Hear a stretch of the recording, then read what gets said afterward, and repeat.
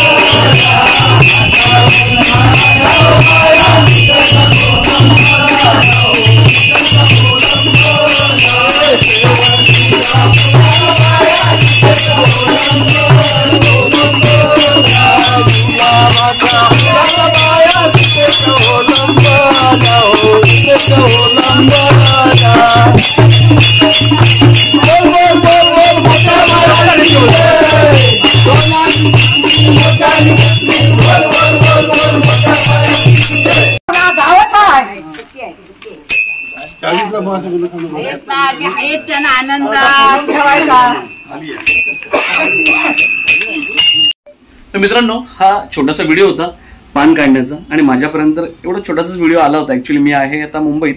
आता उद्यापासून कदाचित तुम्हाला जे पुढचे व्हिडिओ येतील ते सगळे गावचे असतील।